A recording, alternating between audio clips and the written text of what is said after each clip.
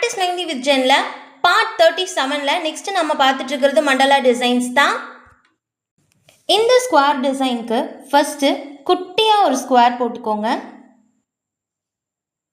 குட்டியா ஒரு ஸ்கொயர் போட்டுட்டு அதை ஃபில் பண்ணிக்கோங்க.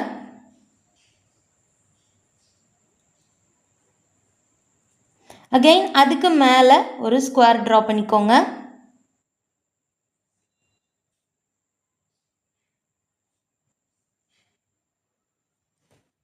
அகெயின் அதுக்கு மேலே ஒரு ஸ்கொயர் ட்ரா பண்ணிக்கோங்க.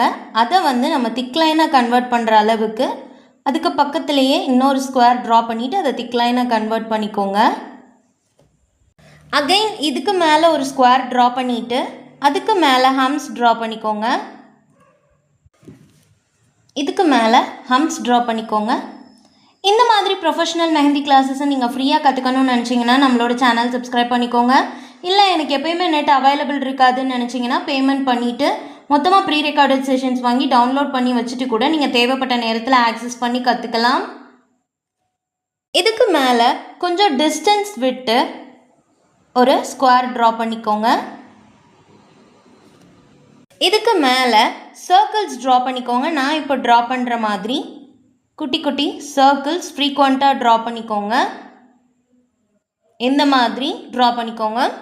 சர்க்கிள்ஸ் ட்ரா பண்ணிவிட்டு ரிமைனிங் ஏரியாஸ் ஃபுல்லாத்தையுமே ஃபில் பண்ணிக்கோங்க. சுற்றி ஹம்ஸ் கொடுத்துக்கோங்க.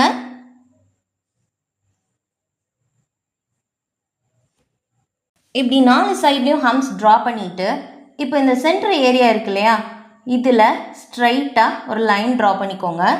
ட்ரா பண்ணிவிட்டு இந்த இடத்துல இப்படி ஒரு டாட் வச்சு அதை இப்படி கொண்டு வந்துடுங்க. திருப்பி கொஞ்சம் டிஸ்டன்ஸ் விட்டு ஒரு டாட் வச்சு அதை இப்படி கொண்டு வாங்க. திருப்பி கொஞ்சம் டிஸ்டன்ஸ் வச்சு ஒரு டாட் வச்சு இப்படி கொண்டு வந்துடுங்க.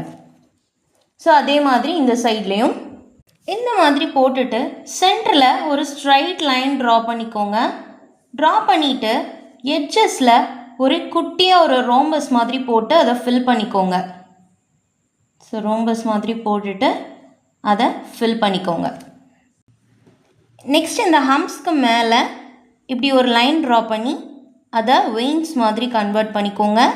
அகெயின் ஒரு லைன் ட்ரா பண்ணி ஒரு டாட் வச்சு அதை வெயின்ஸ் மாதிரி கன்வெர்ட் பண்ணிக்கோங்க. இதே மாதிரி ஃபுல்லாக போட்டுக்கோங்க. ஃபுல்லாக இந்த மாதிரி வெயின்ஸ் கொடுத்து டிசைன் கம்ப்ளீட் பண்ணிக்கோங்க. இந்த டிசைனோட அவுட்புட் இப்படி தான் இருக்கும். Stay positive. Bye. Take care.